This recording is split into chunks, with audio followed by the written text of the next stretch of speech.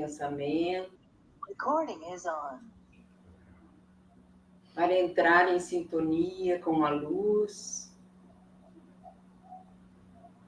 para podermos fazer a nossa prece de abertura desse estudo desta noite.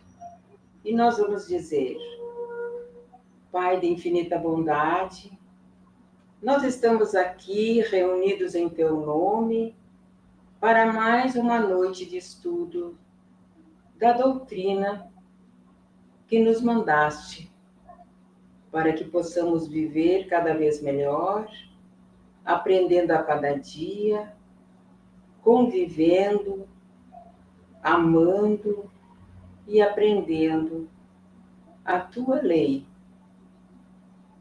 E assim, com os nossos corações preparados, com a ajuda dos nossos guias espirituais, a presença da luz e da paz que nos envolve neste momento, nós pedimos permissão para darmos início ao nosso estudo desta noite.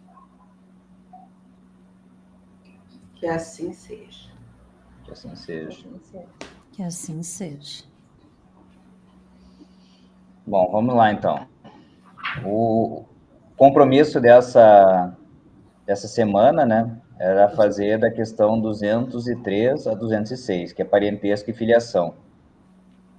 Mas, assim, dando um pouco uma estudada, eu resolvi primeiro pegar a passagem que tem no Evangelho segundo o Espiritismo, que ela já vai esclarecer muita coisa do que a gente vai falar depois. Então, vai facilitar um pouco mais o entendimento. Tá? Então, no Evangelho segundo o Espiritismo, fala da parentela corporal e a parentela espiritual. Os laços do sangue não criam forçosamente os liames entre os espíritos. O corpo procede do corpo, mas o espírito não procede do espírito, porquanto o espírito já existia antes da formação do corpo. Não é o pai quem cria o espírito de seu filho. Ele mais não faz do que lhe fornecer o invólucro corpóreo, cumprindo-lhe, no entanto, auxiliar o desenvolvimento intelectual e moral do filho para fazê-lo progredir. Tá? Então, ali, o que ele fala? Que o espírito ele não é criado pelos pais, né? Ele já foi criado por Deus. E então, o que vem do pai e da mãe? O corpo, o invólucro, né? E o compromisso de guiar esse filho nessa caminhada nova aí que ele está progredindo.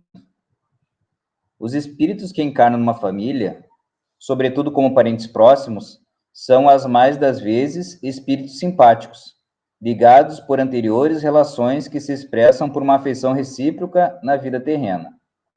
Mas também pode acontecer que sejam completamente estranhos uns aos outros, esses espíritos, afastados entre si por antipatias igualmente anteriores, que se traduzem na Terra por um mútuo antagonismo, que aí lhes serve de provação. Então, eles podem ser simpáticos, né? Podem já ter tido bons relacionamentos anteriores ou não, né? Ou vieram buscar alguma coisa aqui nessa vida para eles resgatarem, né? Esse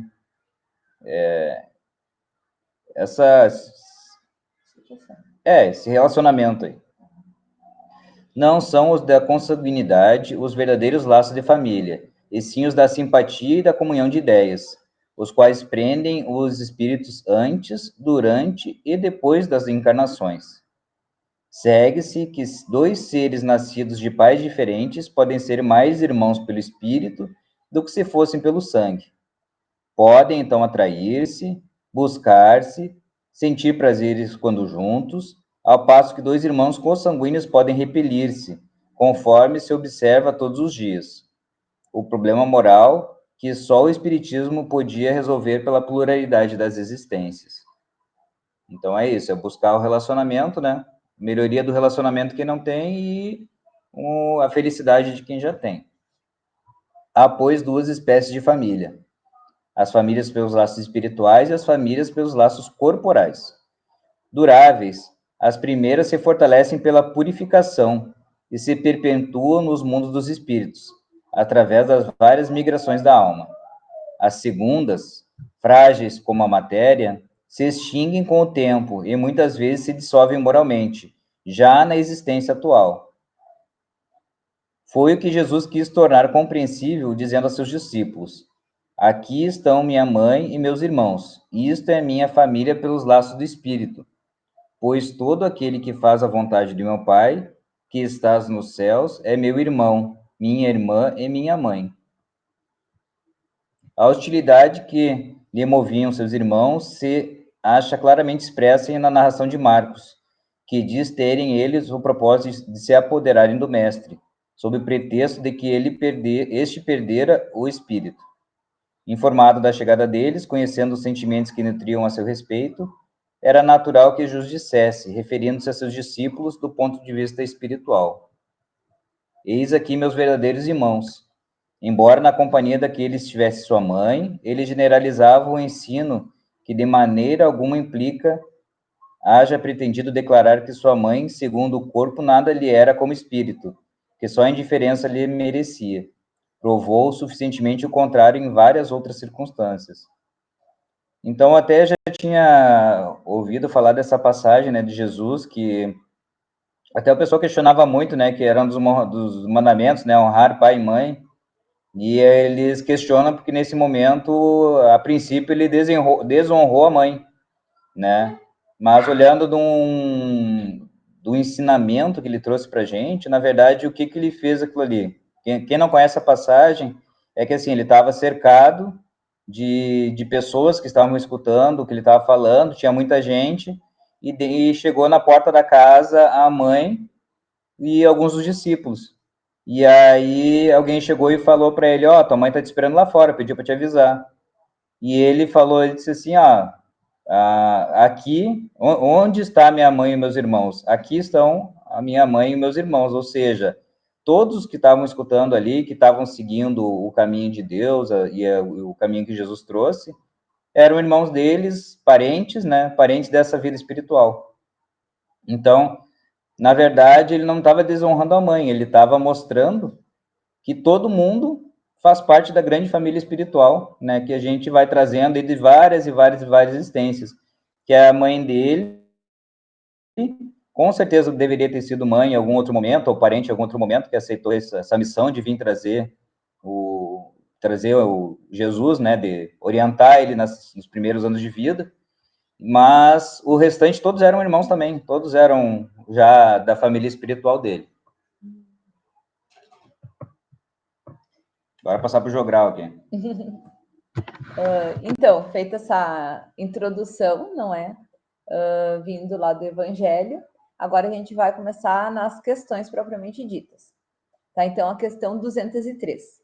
Transmitem os pais aos filhos uma parcela de suas almas ou se limitam a lhe dar a vida animal que, mais tarde, outra alma vem adicionar à vida moral? Quando eu li essa pergunta, eu fiquei assim, meu Deus, que inteligência, que interessante fazer essa pergunta, não é? Porque eu nunca tinha pensado nela como uma questão mesmo, né? Que ele está ali vendo como se fosse, que nem acontece com a genética do corpo físico, não é? No corpo corpóreo. Uma parcela de corpo de mãe, uma parcela de corpo de pai, onde se cria o corpo do filho. Um pedaço de uma parte de alma de pai, um pedaço de alma de mãe, para formar essa alma do filho, no caso, não é? Então, eu achei bem interessante. E daí, então, vamos ali ler a resposta dele, não é? Dão-lhe apenas a vida moral, pois a alma é indivisível. Um pai obtuso pode ter filhos inteligentes e vice-versa. E daí a questão da palavra obtuso, né? Obtuso também é utilizado no dia a dia como um adjetivo pejorativo para designar um indivíduo ignorante, que não tem capacidade de raciocínio, que é incapaz de compreender qualquer coisa mais difícil. Obtuso também pode ser uma pessoa grosseira, rude, que é estúpido, indelicado. Então, um pai rude um pai ignorante, ele pode ter filhos inteligentes e vice-versa, né? Um filho obtuso, ele pode ter vindo, né, ser fruto de um pai, de uma mãe extremamente inteligente. E daí que a gente trouxe essa imagenzinha para mostrar como que acontece na genética, não é? Na questão do corpo físico, e mostrar que isso daí no corpo etérico, no espírito, na alma, não existe. Não é assim. Porque a alma, uma das características, né, da alma, uma das características do espírito é que ele é indivisível. Tá? Daí, então, essa foi a questão 203. A questão 204. Uma vez que temos tido muitas existências, a nossa parentela vai além da que a existência atual nos criou? Então, a resposta não é. Não pode ser de outra maneira. A sucessão das existências corporais estabelece entre os espíritos ligações que remontam às vossas existências. Ok, eu posso montar um coelho? Tá, vem pra cá. Tem um coelho aqui. Fica aqui. A sucessão das existências corporais estabelece entre os espíritos ligações que remontam às vossas existências anteriores. Eu achei muito legal essa frase, essa questão do remontar, né? Na verdade, faz essa referência, essa ligação, né? Daí, muitas vezes, a simpatia que vem a existir entre vós e certos espíritos que vos parecem estranhos. E daí aqui a gente vai ao encontro do que foi falado antes, não é? Que eu posso ter um vizinho que em algum momento eu tive no passado, numa outra encarnação, um laço consanguíneo e que nessa eu não tenho, mas eu tenho essa simpatia, porque a gente vai lá e remonta essa existência anterior no afeto, na empatia, na afinidade. Então a gente acaba reconhecendo esses parentes que não são consanguíneos, que são parentes espirituais. Tá, daí a 205.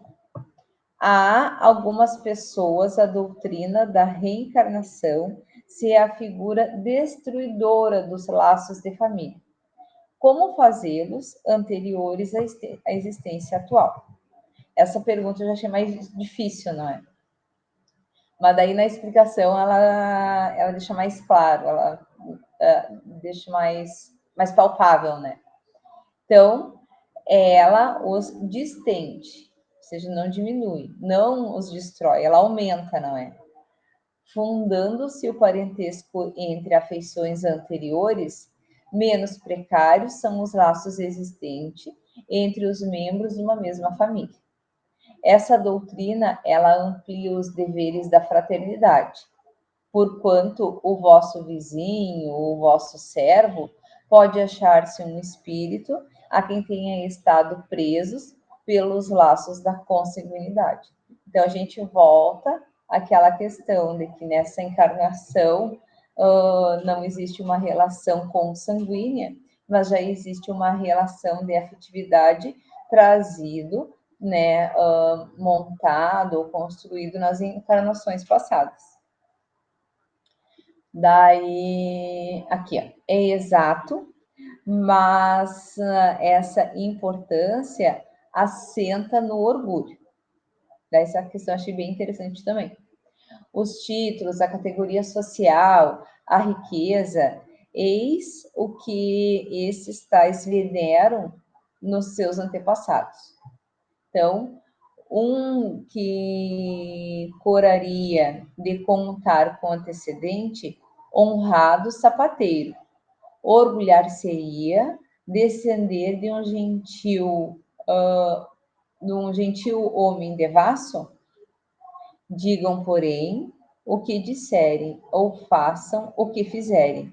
Não obstarão a que as coisas sejam como são, que não foi consultado-lhes a vaidade que Deus formulou as leis da natureza.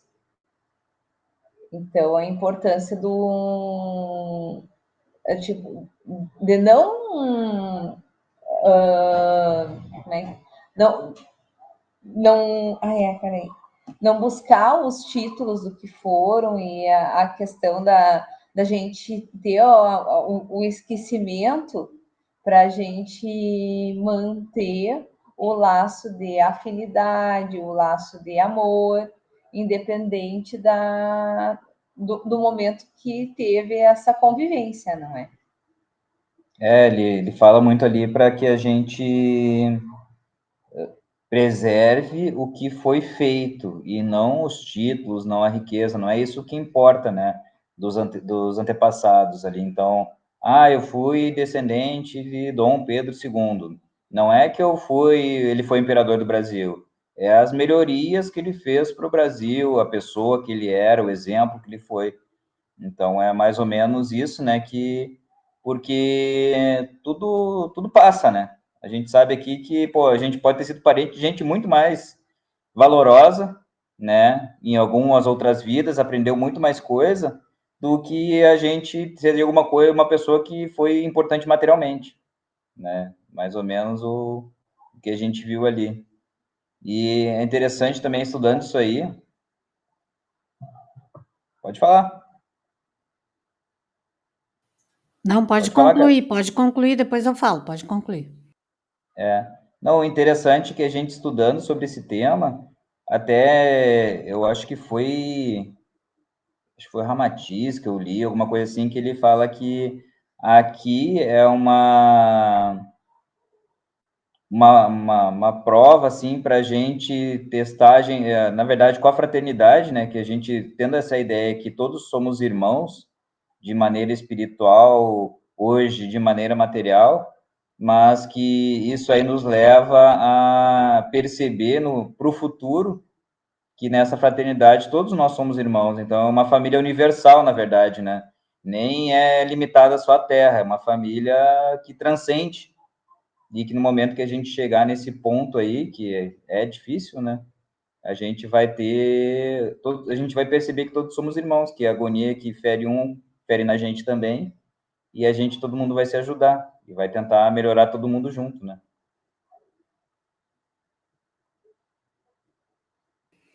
Exatamente isso. E aí, essa é uma das questões pela qual entra o véu do esquecimento, né? Para que nós possamos nos sentir acolhidos e sejamos acolhedores nas diversas famílias com as quais nós vamos formando ao longo de várias existências, né? Pluralidade das existências. Por quê? Porque normalmente nós podemos dizer assim, até nós ajustarmos todas as nossas contas, nós voltamos em um mesmo grupo, mas esse grupo ele é muito amplo. Ele não está restrito ao nosso pai, mãe, avós e nossos filhos, não. Cônjuges e filhos. Nós temos, como a Chay falou, entram os nossos vizinhos que nós não sabemos quem foram, entram os nossos colegas de trabalho que nós não sabemos quem foram. Então, esta sociedade que nós vamos formando, ela faz parte também dessa grande família universal, que ora nós voltamos com laços consanguíneos mais estreitos e ora nós voltamos apenas de uma convivência no nível de amizade a profissional, né? Então, acontece muito situações assim, que não há condições de que dois espíritos, por grandes adversidades durante várias encarnações, reencarnem juntos, consanguineamente. Mas eles reencarnam próximos, né? Reencarnam próximos. Então, às vezes, a gente olha para alguém e diz assim: Fulano não me fez nada, mas eu não suporto a presença dele. Né? Ainda bem que a gente não lembra, a gente não sabe explicar. Às vezes não é só uma questão de energia, né? A pessoa é negativa, a pessoa é de mal com a vida, a pessoa. Não, às vezes a pessoa nem é assim. Mas existe algo nela que faz com que lá no meu arquivo, na minha HD, né, reencarnatória, eu lembre de algumas coisas em mim seja aguçada, como a inveja, o orgulho, o ciúme, a ira. Às vezes aquela pessoa desperta isso na gente. Então a nossa primeira reação é: ai, eu não suporto fulano, é tão pretensioso, é tão vaidoso. Na verdade, o que é aquilo ali? Nós estamos dando conta daquilo que nós somos, né? Então, por isso que o outro, às vezes, nos incomoda tanto. E a gente não sabe, às vezes, por quê. A gente vem junto, não muito perto, para não correr o risco até de se matarem novamente, né? Mas vem ali como um colega de trabalho, né, que vai disputar algumas vezes o mesmo ambiente, que vai nos ajudar em alguma dificuldade, nós seremos testados na nossa humildade para aceitar ajuda, de reconhecer que aquela pessoa que me incomoda sabe mais do que eu e tem algo para compartilhar, porque talvez lá atrás eu o tenha prejudicado, né? Ou vice-versa. Então, a organização é perfeita, né? Nesse sentido, de nos aproximar, de nos colocar a uma certa distância para que nós possamos aprendendo. Então, essa família universal ao qual nós pertencemos, ela tem que ser trabalhada totalmente na fraternidade, como o Vilmar falou agora, né? E isso é muito interessante. Então, às vezes, certa vez, tem no livro de Chico Xavier, eu não lembro direito, mas acho que é no espírito do Humberto de Campos. Ele andava por aqui e foi mostrado para ele, assim, tá vendo aquele mendigo ali dormindo, encostado ali naquele poste, onde tem naquela esquina, aquele prédio ali, tá vendo? Ele, sim, tô vendo. Quem é aquela pessoa? E aí o espírito que estava junto disse para ele assim: dá uma olhadinha no nome daquela rua. Aí estava lá, Rua Fulano de Tal. Ele disse: esse mendigo hoje é aquele doutor ali, é aquela personalidade que deu nome àquela rua. Mas, na sua pretensão, no seu orgulho, na sua ambição, ele hoje retorna como um mendigo, totalmente sozinho, e para dar o valor às pequenas coisas da vida, dar menos importância aos títulos, como foi falado agora, né? Então, quem passava por aquele mendigo não poderia imaginar que ele era exatamente aquele que em outras vidas tinha dado nome àquela rua, àquela praça, né? Então, vejam que darmos conta da nossa existência junto àqueles que estão conosco é uma responsabilidade muito grande de uns para com os outros. Nós temos que buscar evoluirmos juntos, colocando sempre em prática a nossa humildade, a nossa caridade. É a tal lei da justiça, amor e caridade, né? Não tem outra alternativa. Então, isso começa onde? Em casa. Nesses laços mais estreitos é onde começa esse nosso exercício.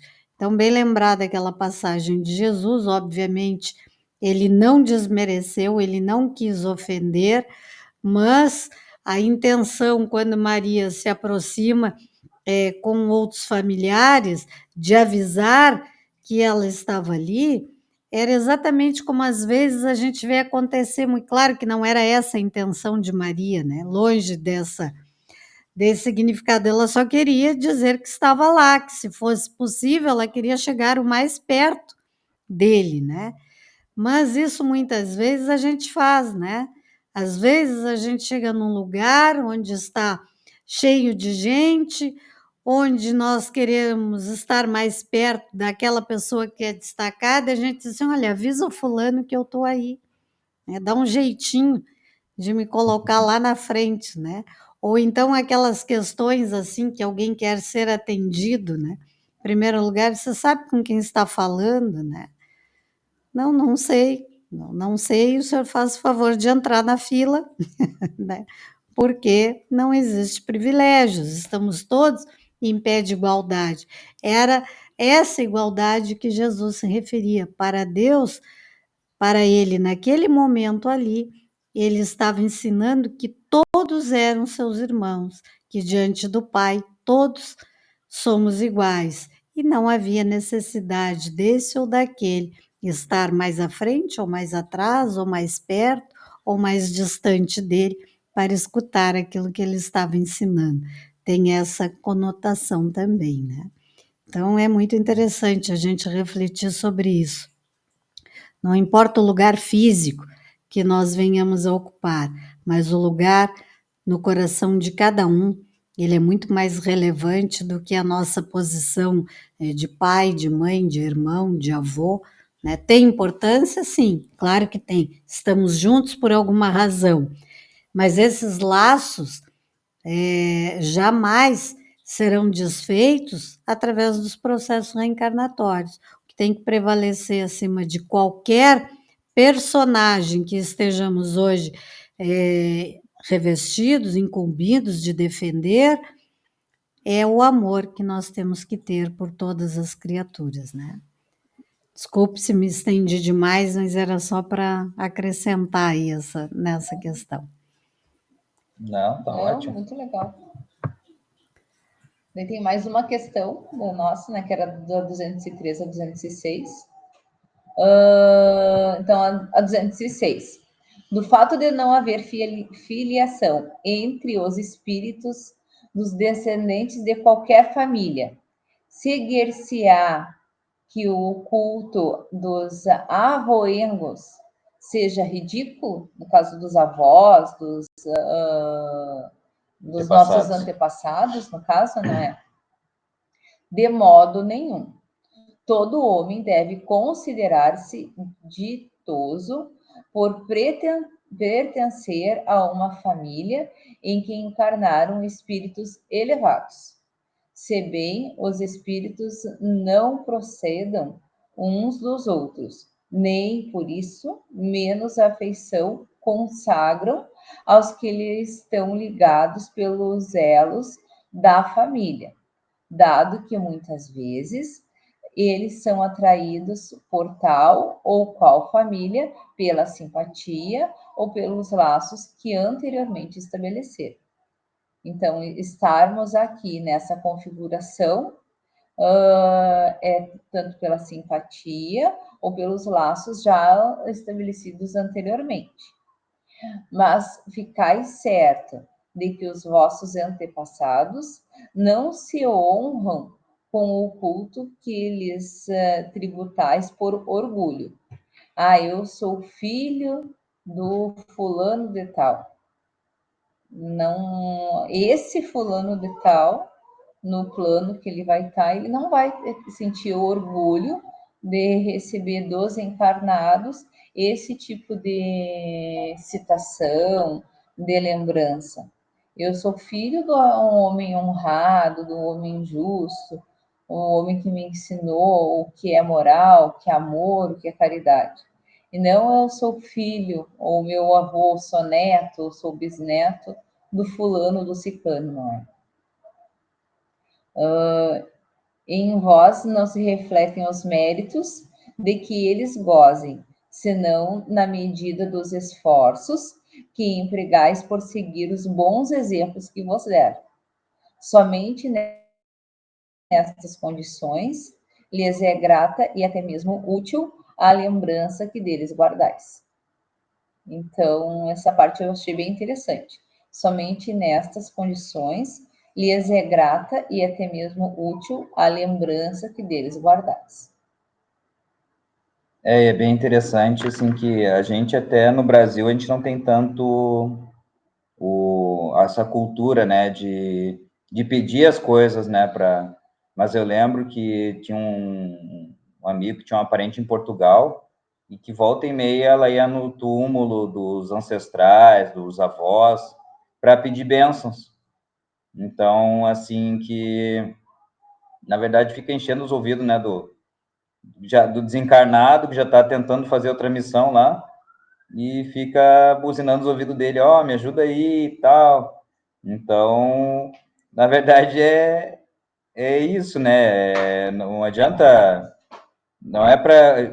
É que ele pergunta ali se o culto isso é ridículo. Ele disse, não é ridículo, mas vai lá para agradecer, vai lá para dizer o que está acontecendo com a tua vida e não ficar pedindo coisas, né? Com respeito, sim, mas não um balcão de pedidos, né? Ouvidoria em outro lugar. Exatamente, né? Até porque, de repente, eles já estão até reencarnados e bem provavelmente um daqueles que está pedindo possa ser o próprio, né? Então, não tem muita lógica, né? Pela probabilidade das ações, nem sempre a gente volta tão rápido assim, né? A voz, essas coisas todas. Mas não tem necessidade disso, né? Então, em se engrandecer, ter respeito a quem foram os nossos antepassados é uma coisa, e colocar nisso orgulho e chegar, como eu comentei ainda agora, e disse assim, sabe com quem está falando, né? Sou filho do fulano, sou neto Beltrano, do brigadeiro, do comendador, não importa isso, não faz diferença nenhuma, né? E são títulos, essas honrarias ficam aqui, isso não faz diferença no mundo espiritual, né? Então a gente tem que aprender a rever esses valores, né? Essas nossas ideias, esse nosso orgulho de achar que esses títulos nos trarão algum benefício ou alguma vantagem quando a gente desencarnar. Isso são coisas do mundo, são coisas do mundo, não é coisa de Deus, como se diz, né? São coisas do mundo. Não, e tem até aqueles também que querem saber o que foram na vida passada, né? Que, eu fui Cleópatra, eu fui imperador de não sei o quê. Todo mundo foi gente grande, né? Nunca foi um operário, nunca foi uma coisa pouca assim que... Exatamente. Isso faz lembrar uma história que o Chico Xavier contava, né? Que tinha uma senhora que chegou para ele dizendo, ela quis se colocar numa situação de humildade, mas querendo estar num local da história de grande importância, né? Então ela disse para o Chico assim, Chico, eu tenho certeza que eu fui o leão, né? Um daqueles leões que devoraram os cristãos na época de Jesus, aquela coisa toda. E, claro, ela quis se colocar, não era um leão qualquer, né? Era aquele leão da história, né? Por onde passaram os cristãos, por onde o Jesus havia deixado ali os seus discípulos. E o Chico, naquela sua simplicidade, né, mas num tom de ironia, vai dizer assim: mas se a senhora eu era o leão, eu era a pulga desse leão. Ela achou que Chico ia dizer que ele era algum daqueles grandes ali. E tu, Chico, quem tu eras naquela época? Se eu era a pulga do leão. Então vejam que a diferença, né? Nós, às vezes, queremos dar um tom de humildade, queremos ser aquele que não foi bom, mas nós queremos ser o mal num ponto histórico de grande importância, nós não queremos ser um mal qualquer, né? A gente não quer lembrar de, eu fui um escravo aqui no Brasil, eu fui... Não. Eu era o dono do escravo, eu maltratei o escravo. Então, nós queremos, muitas vezes, não dizer que nós éramos pessoas melhores, mas nos colocamos no ponto, né, o mal que se destacou na história, né? Então, vejam que ponto chega o nosso orgulho, né? Eu quero ser aquele mal que vai ser lembrado por todos, eu não quero ser um mal qualquer. não quero, não quero ser qualquer um, né? Eu até aceito ter sido mal, mas eu quero ser aquele mal que ficou, entrou para a história, né? Que teve relevância. Então, isso o que, que é? É vaidade, é orgulho, é dar importância aos títulos que caem por terra, né? Não tem jeito. Né? Com É você. verdade. Então, seguindo aqui para encerrar, né? A gente trouxe, então, a mensagem de Ibn-Ames a respeito dessa questão 206, do culto aos ancestrais, né? Então, ele fala assim: não estamos negando o culto àqueles que foram caros, que cooperaram no nosso retorno à carne para novas experiências. De forma alguma. Quando nos lembramos deles, devemos acrescentar sempre gratidão e orar pelos avoengos, pedindo a Deus para abençoar onde eles se encontrarem. E ainda mais, devemos cultivar o bem que eles plantaram, através da semente de moralidade, de trabalho e de amor. Se nenhuma das ovelhas se perde, no dizer de Jesus, como cultuar somente os nossos antepassados, se todos se fundem em uma só família? Experimentemos, pois, amar a humanidade. A lei de amor nos diz que somos um todo em Deus, que representamos elos da família universal, e que corre em todos os corpos uma energia divina, procedente do Todo-Poderoso. Seitas e religiões espiritualistas existem cuja filosofia se baseia nos cultos dos ancestrais, cuja direção ou comando são passados de pai para filho, ou descendente mais próximo, na ilusão enganosa de que se pode ligar parcimoniosamente as coisas da divindade. Mas quando ocorre que, na família ancestral, tenha havido alguns cujo comportamento possa envergonhar os descendentes, esses procuram esquecê-lo ou apagá-lo. Então, é aquele que meu avô foi mendigo. Não, não quero saber. Quero saber do bisavô que foi um grande proprietário, que foi... Então, o outro apaga, esquece que existe e deixa pelo grandioso, né? E isso também nas religiões ali que ele está falando. Se teve um filho que... A religião te passa de pai para filho. Se teve um filho que não quis seguir, esquece ele, passa para o outro que se segue e manda embora. Né? Segue o baile. Afirma-nos Jesus que são os doentes que precisam de médicos e não os sãos. Então, ou seja, não adianta aqui vir o anjo para melhorar na terra, porque ele já não tem mais o que melhorar. Então, o que a gente precisa é a gente... são os mais doentes, né? Que os que precisam mais, que a gente está incluído neles também, né? A gente está aqui buscando muita coisa. Então, mas o que ele está dizendo aqui? Que é o doente que precisa de ajuda. Então, é o médico, que todo mundo diz que, eu fui o anjinho, não fui o leão, né? Eu fui o cristão que foi lá, que foi comido pelo leão. Aí, ele se acha o médico, né? Não, eu vim aqui na missão para ajudar todo mundo. E não, a gente está aqui, todo mundo é doente, né? Então, todo mundo buscando alguma coisa e a gente precisa de ajuda. E a gente está aqui um para ajudar os outros, né? Não podemos ignorar que o sangue que corre nas veias de um nobre é o mesmo que viaja no corpo de um plebeu. Então, é a mesma coisa, a carne é a mesma, né? O corpo é o mesmo. A lei da reencarnação é um socorro para os espíritos que ainda precisam dela, por fazê-los encontrar os inimigos do passado frente a frente, de modo a aceitar a reconciliação como a melhor forma de paz. Então, que nem a Carla falou do esquecimento, né? Então, a gente consegue encarar porque a gente esqueceu. Porque se fosse, ia ser uma eterna luta, né? Encontrar o inimigo novamente, ia se matar, na próxima vida ia se encontrar de novo, ia se matar de novo, e assim ia continuar, né? Até que um perdoasse o outro. Mas, então, o esquecimento faz isso, faz um perdão forçado, e quando se encontram, tem que aprender a conviver, né? Tem que aprender a, pelo menos, não digo numa vida só, mas em várias encarnações aí, começar a ter um amor, né? Até pelo inimigo. O culto aos ancestrais nunca é ridículo. É um ato de amor e gratidão. Somente o que a lei do amor não aceita é que esse culto fique limitado ao lar onde nasceu, que seja estendido para os outros lares, para outras nações e para o mundo inteiro.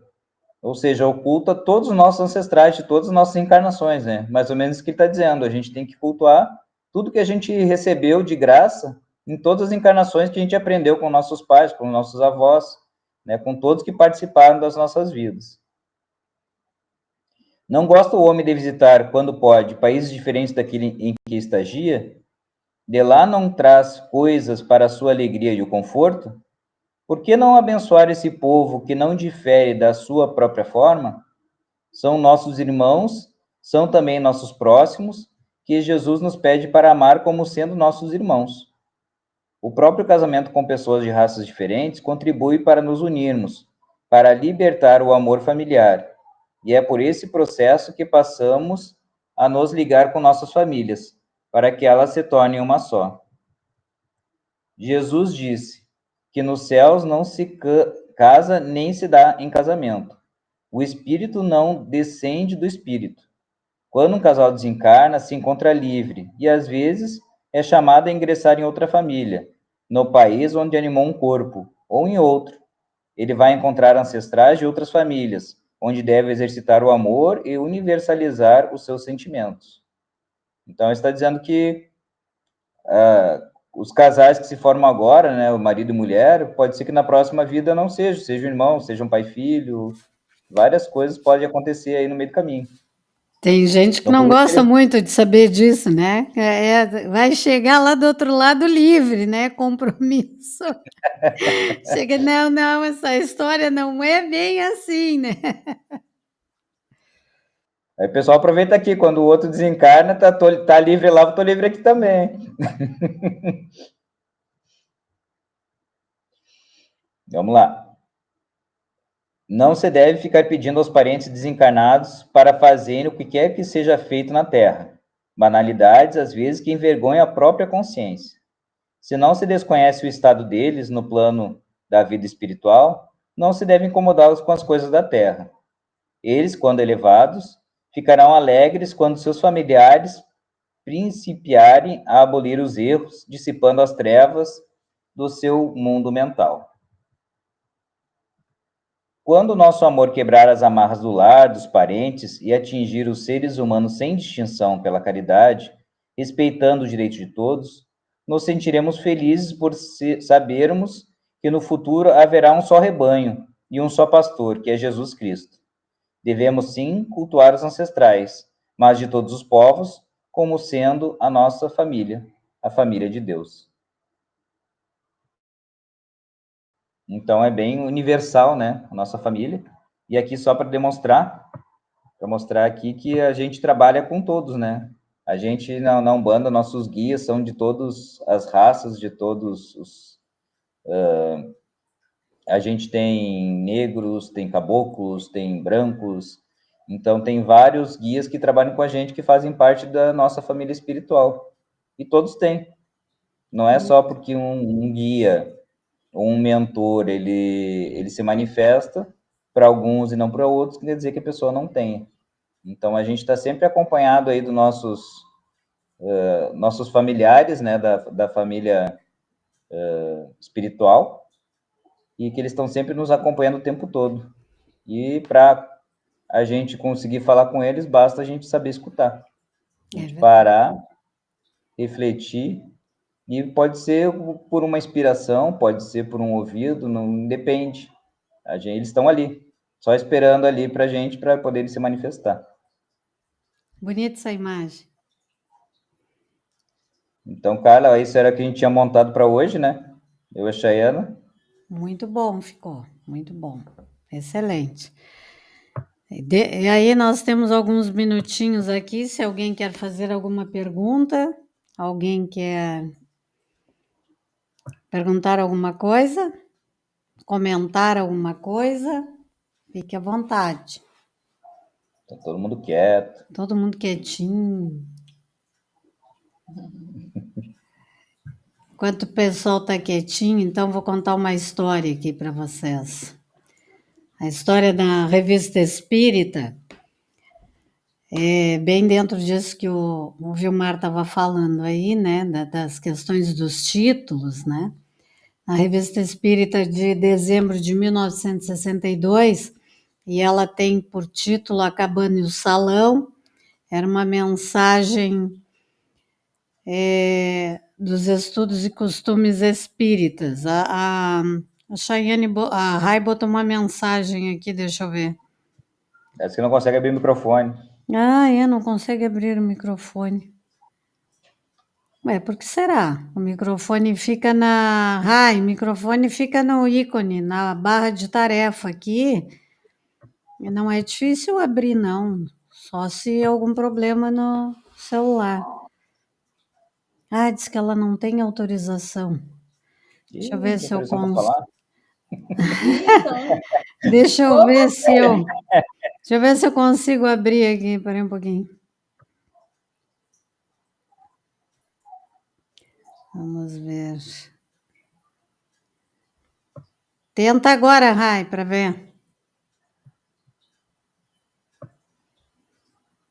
Não deu?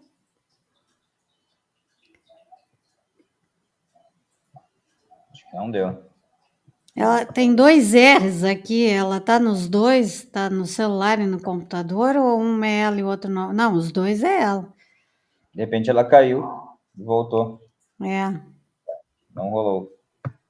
que estranho, né? Pedir. Ela tá no telefone. É.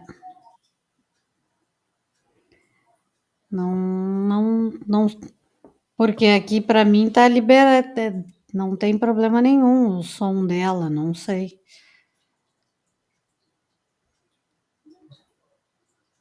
Mas enfim, a gente pode até ver depois, né, que a gente parar a gravação, a gente vê.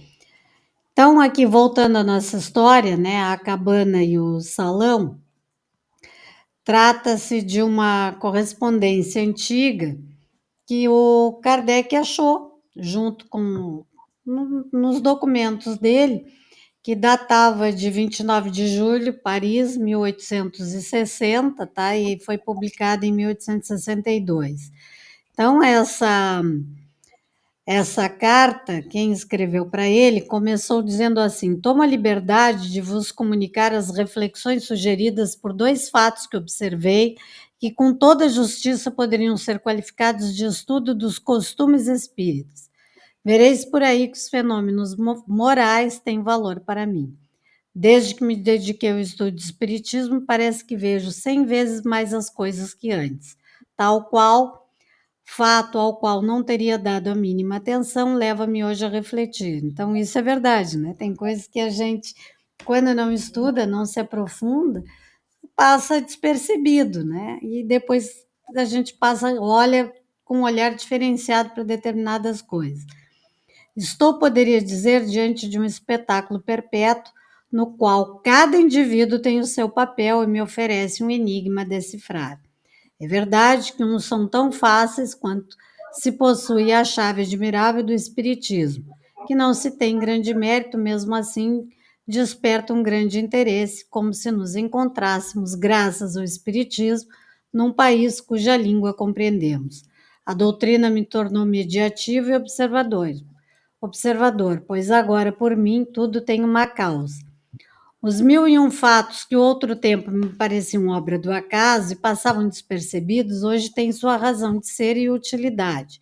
Um nada, na ordem moral, atrai minha atenção e me dá uma lição, mas esquecia que é a propósito que uma lição que devo também trazer para vos entreter. Sou professor de piano. Tempos atrás, indo à casa de uma de minhas alunas, oriunda de família de alta sociedade, entrei casualmente nos aposentos destinados ao porteiro. Então, a gente tem que lembrar que naquela época as pessoas tinham até local certo para entrar, né? Os serviçais, aquilo outro. E ele, por acaso, entrou ali nos aposentos destinados ao porteiro. Uma senhora com punhos nos quadris, de físico e moral recomendáveis, ocupava um recanto. Repreendi o comportamento da filha. menina de uns 15 anos, cujas maneiras contrastavam de modo admirável com a mãe. Que fez a senhorita Justina? Perguntei, para exercitar a tal ponto a vossa cólera? Não me faleis disso, senhor. Esta Sirigaita não se dá conta de seus ares de duquesa. A filha da empregada tinha toda uma postura de duquesa, né? E a mãe chamando a atenção dela porque achava que ela não passava de uma sirigaita. Não gosta de lavar louça, acha que lhe estraga as mãos, que cheira mal. Logo ela que foi criada com as vacas na casa da avó. Tem medo de sujar as unhas. Precisa de perfume para o lenço. Olha o perfume que te darei. Nisto, uma vigorosa bofetada fez recuar 4 passos. Ah, senhor, é preciso corrigir as crianças quando imaturas. Jamais estraguei as minhas. Todos os meus filhos são bons operários. E é preciso que essa lambisgoia pretensiosa perca seus ares de grande dama, né? Mas só fica no teu lugar aí porque tu tá querendo ser quem tu não és, né? Aí prestem atenção que espírito, né? Provavelmente era esse, veio de outros palácios, por assim dizer. Depois de haver dado alguns conselhos de serenidade à mãe e de submissão à filha, subi à residência de minha aluna sem dar importância àquela cena de família.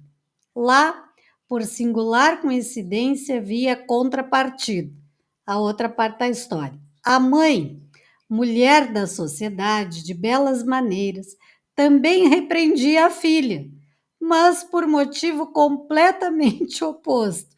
Dizia-lhe: olha os modos, Sofia, mais te assemelhas a uma cozinheira, o que não é de admirar tua predileção particular pela cozinha. Faz que ali te sintas melhor que no salão. Ou seja, né, aqueles espíritos estavam comprovadamente trocados, né?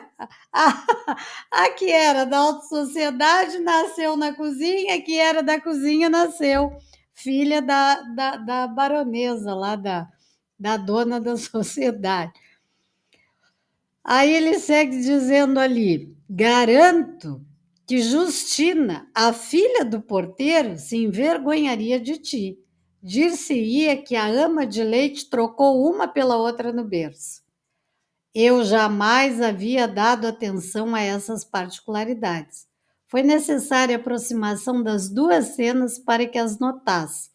A senhorita Sofia, minha aluna, é uma jovem de 18 anos, muito bonita, mas os traços têm algo de vulgar. Suas maneiras são comuns e sem distinção. Imagina isso lá, né? 1800 antigamente. Na França, ainda por cima. Sua postura, seus movimentos têm algo de pesado e de mal jeitoso. Eu ignorava sua inclinação pela cozinha. Pus-me então a comparar a pequena Justina, de instintos tão aristocráticos, e me perguntei se aí não estaria um exemplo admirável de pendores inatos, considerando-se que, nas duas, a educação foi impotente para os modificar, porque uma, educada no seio da opulência e do bom tom, tem gostos e maneiras vulgares, ao passo que a outra, desde a infância vivendo num meio mais rústico, tem o sentimento da distinção e das coisas delicadas, apesar dos corretivos da mãe. Para que perca o hábito, ó filósofos, que quereis sondar o âmago do coração humano, explicai estes fenômenos, sem as existências anteriores. Para mim, é indubitável que as duas moças têm o instinto daquilo que foram. Que pensais disso, caro mestre? Aceitai. Então ele manda a carta para o Kardec, né, questionando que ele tinha observado isso aí, né? E, obviamente, elas estavam ali vivendo as suas controvérsias, né? Por quê? Necessidades de uma e outra trabalharem a sua humildade, o seu orgulho, a sua pretensão, e como a gente diz, reencarnação. Não erra de endereço. Então, se nós estamos aí na nossa cozinha, sentindo o nosso perfume francês de tempos idos, vamos devagar com o Andor, porque pode ser que o preço seja caro, né?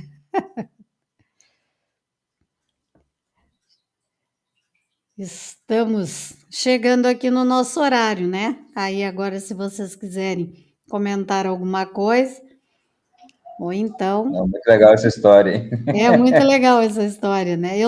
Enquanto estavas terminando de ler ali os comentários do Miramês, eu me lembrei, fui procurar, não lembrava do título, aí agora eu peguei aqui e anotei para não me esquecer, A Cabana e o Salão, o título. Eu vou colocar ela na íntegra lá para vocês lerem com calma, porque depois tem as considerações do Kardec aqui, ele explica, né, o porquê que isso acontece, por que não acontece. Mas aqui, como nós já estudamos as questões, a intenção era mesmo trazer a história para enriquecimento.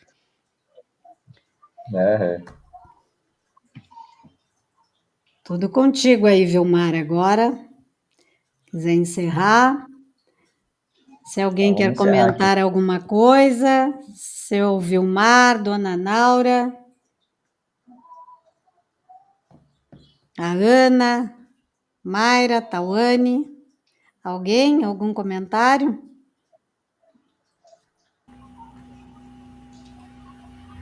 Eu queria comentar que teve uma médium brasileira, eu acho, não sei se era Ivone Pereira, que também disse que ela era muito revoltada quando era criança, porque eles não tinham muitos recursos, e aí às vezes ela chegava na frente de um espelho, ou alguma situação assim, e via aquela mesa imensa, bem preparada, com talheres finos, altos pratos bem elaborados, e ela olhava para a mesa delas ali, o pão, o cafezinho, ela não entendia, porque ela teve a mediunidade assim, de evidência a vida toda, né?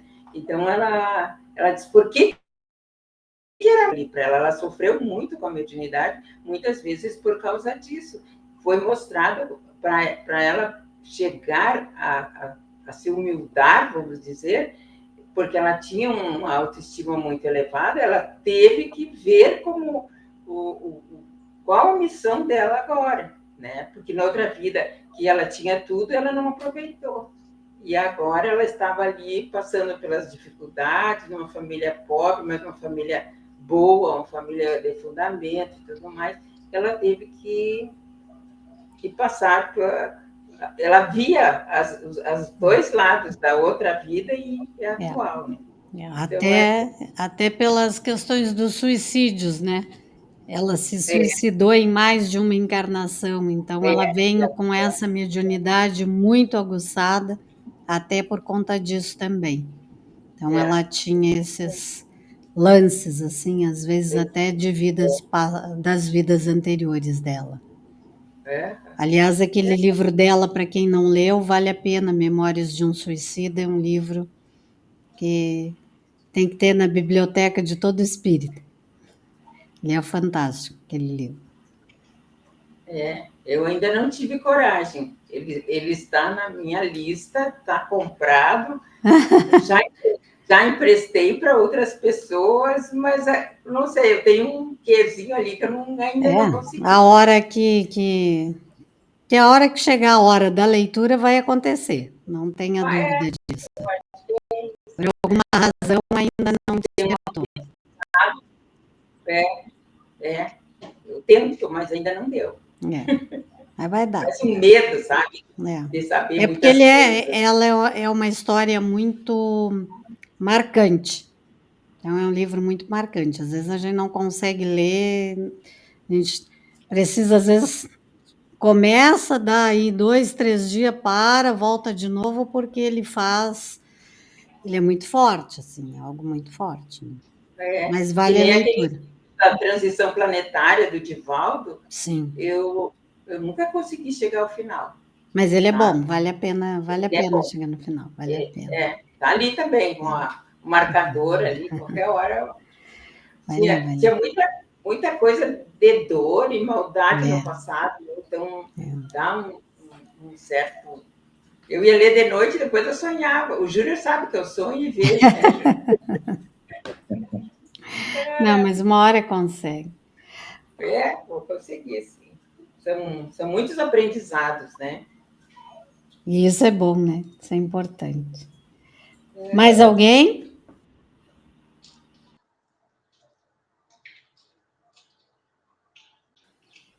Então, acho que podemos encerrar, né, Vilmar? Tudo contigo.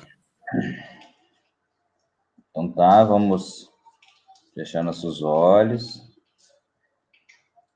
Vamos respirar profundamente, agradecendo a presença de todos, os encarnados, desencarnados, nossos amigos espirituais que estiveram em nossa companhia para inspirar muito do nosso estudo e também para escutar.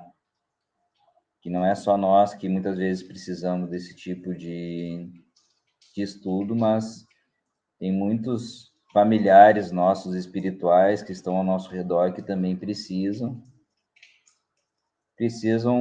se orientar, se lembrar. Então, agradecemos esse encontro, a presença de todos, e vamos só fazer um Pai Nosso, então, em agradecimento. Pai nosso que estais nos céus, santificado seja o vosso nome. Venha a nós o vosso reino, seja feita a vossa vontade, assim na terra como no céu. O pão nosso de cada dia nos dai hoje, perdoai as nossas ofensas, assim como nós perdoamos a quem nos tem ofendido, e não nos deixeis cair em tentação, mas livrai-nos do mal. Amém.